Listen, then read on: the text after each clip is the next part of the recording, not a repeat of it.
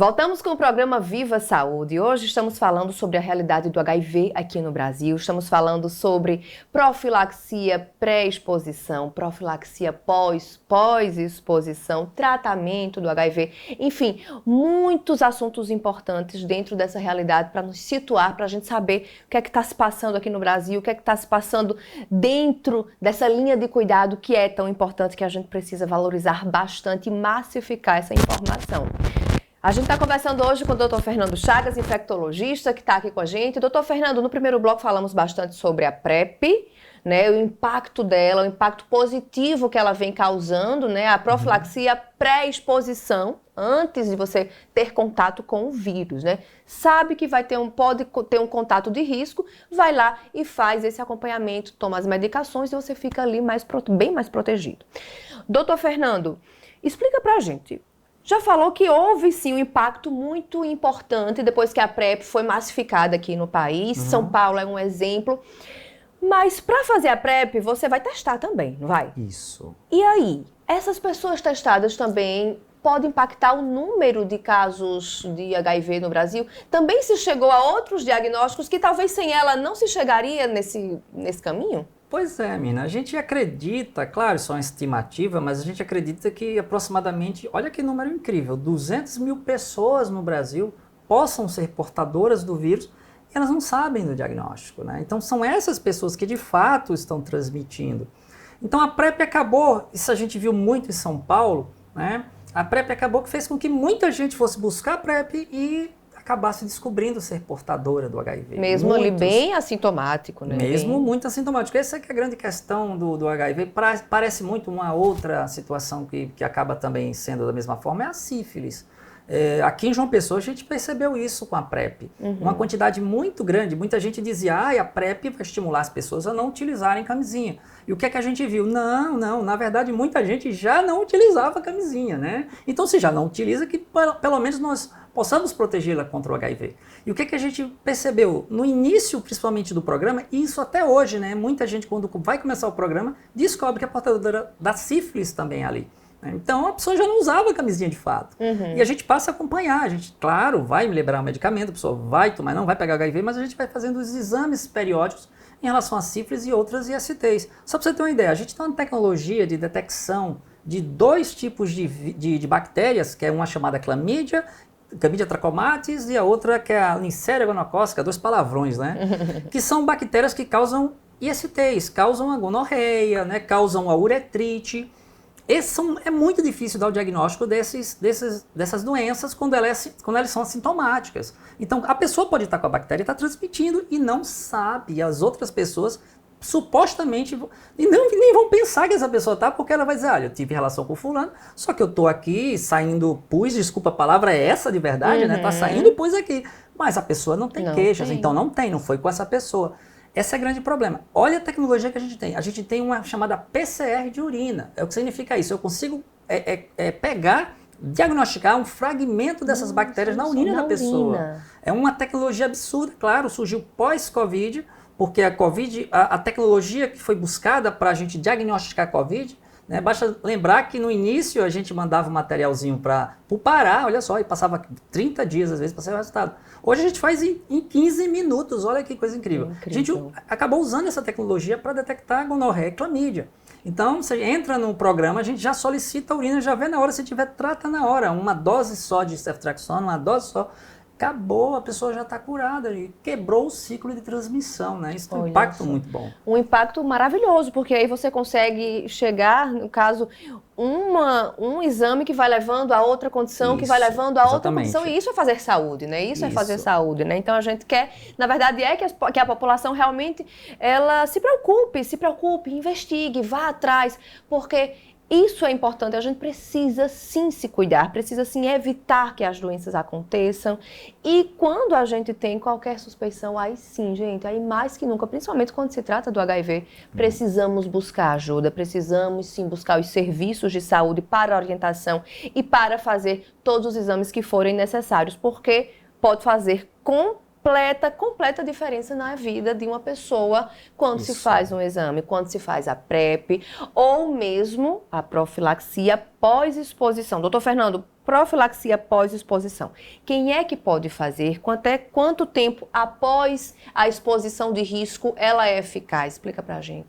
Pois é, essa profilaxia, essa ação, ela é o seguinte, a pessoa teve uma relação sexual desprotegida, tô com medo de pegar o HIV, eu até costumo dizer assim, gente, olha, não importa nem tanto o risco atrelado ao momento, por exemplo, porque existem relações sexuais com maiores riscos do que outras. Uma pessoa que tem uma relação sexual com a outra e que ejacula dentro, joga o sêmen dentro, a pessoa que recebeu o sêmen está sofrendo um risco maior, porque é um veículo de transmissão do vírus. Mesmo assim, mesmo se não for algo dessa natureza, se você compreende que tem um risco de pegar o HIV, busque o serviço. Nem que seja para a gente orientar, olha gente, nessa situação o risco é mínimo ou praticamente inexistente, mas você vai ter essa informação, tá? Por quê? Porque se for o contrário, você quebrou a oportunidade aí de ter tomado a medicação que vai evitar que você pegue o HIV. Então, até 3 dias. Doutor Fernando, você então busca o serviço e já toma o medicamento. E aí, então, não basta fazer a testagem rápida, então, não é? Porque não, muitas pessoas assim que acham, chega, faz. Tive a relação desprotegida, vou fazer a testagem rápida, deu negativo, estou livre. Isso. Não é assim. Inclusive, quando você chega no serviço, a gente faz. Já faz. Eu sempre digo, gente, isso aqui é para saber se a pessoa não tinha, não sabia, isso. Né? Por quê? Porque já aconteceu também. Né? Inclusive, recentemente, num dos atendimentos, a gente lá no hospital, a pessoa chegou para fazer a PEP, estava morrendo de medo, porque tinha tido uma relação que, segundo ela, foi de um risco muito grande e tal. Quando descobriu, na verdade, a pessoa deu positivo. E, na verdade, a gente teve que pensar diferente. A gente precisa avisar a outra pessoa. Chegar até a outra pessoa, para outra pessoa também fazer a profilaxia. Tá? E acabou que aconteceu isso. A outra pessoa veio, fez o exame negativo e ela começou a profilaxia. Tá? Então, acaba acontecendo essas situações. Deixa eu só dar uma informação bem nova. Né? A gente acabou de ter a tecnologia chamada cabotegravir, que é uma injeção que a pessoa toma, por enquanto, a cada 2 meses. E tomou a injeção, você não precisa tomar mais nada, você não pega HIV. Nossa, que evolução, é muito que incrível. Evolução. Uma só injeção. Aí, nós já estamos com ela no serviço privado, ainda é caro, né? Eu tenho alguns pacientes que já estão fazendo uso, eles estão dizendo que conseguem comprar, a gente prescreve, eles entram no laboratório, não é à toa que o laboratório faz isso, manda na sua casa, né? Isso. É R$4.800. Só que a notícia boa, o cabotegravir está nesse momento, né, sendo analisado pelo Ministério da Saúde, que muito provavelmente vai incorporá-lo ao programa PrEP a partir de 2026. Assim a gente espera, e há uma probabilidade muito grande de fazer isso, porque os estudos estão mostrando que o impacto positivo da proteção é muito maior do que o gasto com a medicação, né? Sim. Então, a gente está muito esperançoso por o cabotegravir ser finalmente incorporado ao SUS. E a partir do ano que vem, quem sabe, hein, as pessoas vão estar tomando uma injeçãozinha sem se preocupar com HIV, sem tomar nada durante 2 meses. Pois é, a gente sonhou tanto com a vacina contra o HIV, ela não chegou, mas muitos mecanismos que facilitam bastante, né? Se a gente pegar a década de 90, vai pegar a realidade de hoje, são 2 mundos completamente diferentes em um curto espaço de tempo para a gente se falar de Brasil, né? Os pacientes tomavam 18 a 22 comprimidos por dia naquela época, aí se acabavam com baixíssima qualidade de vida. Hoje eu tenho vários pacientes que estão com esquemas de 1 comprimido só e não sentem absolutamente nada. Doutor Fernando, e chegando a essa população, porque de fato, por mais que a gente fale em prevenção, e essa é a principal finalidade do Dezembro Vermelho, né? Isso. A gente aumentar os testes, aumentar os diagnósticos também precoces e principalmente massificar, né, os cuidados para que se evite a contaminação, a prevenção. Mas claro que vão ter pessoas que vão chegar, que vão acabar adoecendo, que vão acabar sendo contaminados pelo HIV. Qual é a realidade desses pacientes hoje? Eles conseguem se tratar, eles conseguem cuidar da sua saúde com mais responsabilidade? O que é que se percebe? Ou ainda existe muito abandono do tratamento? Ainda é um problema também a ser pensado? É um problema, a parte do abandono ainda é um problema, né? Especialmente a gente percebe muito que existem alguns perfis de abandono. As pessoas que vêm com muita negação do diagnóstico, geralmente são as pessoas com um pouco mais de idade e que trazem aquele medo da década de 80 e 90, de uma época que o diagnóstico representava uma sentença de morte. Então, traz esse medo e essa visão de sentença de morte para ainda, né, para hoje mesmo com tratamento, e ainda vem associado a uma visão um pouco distorcida da doença em si, ou do vírus em si, porque associa a desvirtualização de algo, tem muita questão cultural, muitas vezes dos próprios preconceitos da pessoa, né? Só para você ter uma ideia, Mirna, muitas vezes lá no hospital a gente vê as pessoas indo ao consultório com máscaras, óculos escuros e boné. Não é porque estão se protegendo de algo, é porque tem a vergonha associada ao diagnóstico ou medo.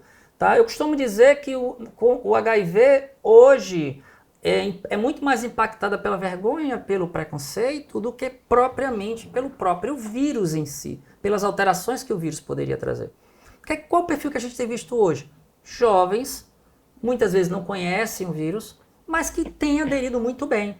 E aquelas pessoas que estão abandonando, ou são essas pessoas que trazem todo um preconceito associado ao vírus e muitas vezes da negatividade em relação ao diagnóstico, ou também aquelas pessoas, por exemplo, moradores de rua, pessoas com vício em crack ou em outras drogas ilícitas, que acabam sendo escravos dessa situação, desse contexto, e acaba deteriorando todas as outras coisas, deixando de segundo plano, né? Muitas vezes abandona o tratamento do HIV para poder ter acesso a essas outras problemáticas. Muitas vezes são pessoas em situações sociais e de vulnerabilidades absurdas. Geralmente é assim o perfil, tá? Mas no geral as pessoas têm aderido muito bem e têm nos trazido coisas assim até muito interessantes assim de a gente refletir a respeito. Por exemplo, pessoas que nunca tomaram conta da saúde, nunca se cuidaram de fato, e depois do diagnóstico e principalmente da pancada que muitas vezes o primeiro momento do diagnóstico traz, passaram a de fato se cuidar. Eu tenho pacientes que hoje são atletas, são pessoas que têm uma saúde maravilhosa, e eu já ouvi falas que até me chocaram na época. Hoje, refletindo, eu entendo, né? Que era o seguinte: doutor, o vírus salvou a minha vida. Tipo, como assim? Como assim? Como assim, né? Eu me lembro de um paciente que dizia, olha, eu era viciado em crack, estava devendo ao traficante, eu já tinha fugido de casa, minha família praticamente tinha desistido de mim. Ele desenvolveu a AIDS pela demora do diagnóstico, ficou muito grave, passou 6 meses internado. Foi o tempo que, de fato, ele deixou de consumir a droga, consequentemente o corpo foi se reestruturando. Ele voltou, começou a tratar, fez o tratamento, tudo direitinho, passou a fazer exercício físico. Hoje é atleta, esportista, trabalhando bem, livre de droga, livre de tudo e com uma saúde maravilhosa. E ele fala, talvez se eu não tivesse pego o HIV, eu teria morrido na mão de um traficante, teria morrido das consequências do uso da droga. Olha que coisa incrível. Sim, né? Importante de se colocar. Importantíssimo. Aí, para você ver como muitas vezes é o preconceito, de fato. A gente precisa normalizar, não o diagnóstico em si, estou falando do impacto de achar, tranquilo, não é isso. Mas normalizar no sentido de, poxa, quando eu estou diagnosticado com diabetes mellitus, que é uma condição hoje muito mais complexa, muito pior, sim, né? Se fechar os olhos para ela a diabetes mellitus, você sabe que mesmo tratando muitas vezes, elas traz consequências, e é para a vida toda. O HIV a gente tem esperança da cura de fato, né?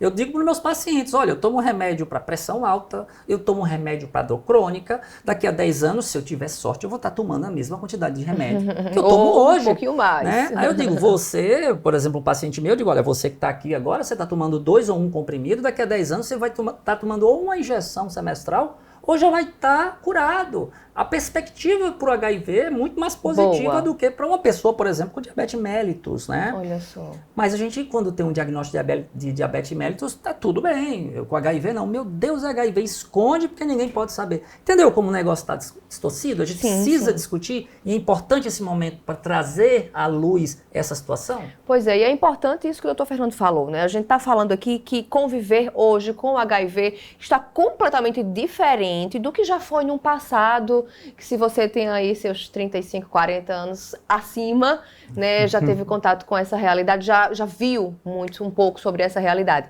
Porém, gente, isso não significa que tá tudo bem, que é bom, não. A gente precisa sim ficar atento, precisa evitar sim. Lembrar que cada exame, cada medicação, isso significa também um custo, né, aos governos, e a gente precisa, assim, enquanto cidadão, tentar evitar ao máximo, né, que estejamos expostos, né, se cuidar ao máximo, não é mesmo? Então, é importante que a gente tenha, sim, ficar atento, sim, ao HIV, evitar, sim, se proteger ao máximo, evitar o comportamento de risco máximo que a gente puder. Temos as ferramentas maravilhosas que estão postas aí, mas a gente precisa e pode se cuidar ao máximo. Então, só para a gente encerrar, já estão reclamando aqui que a gente está esticando, doutor Fernando, mas é sempre assim quando é com o senhor?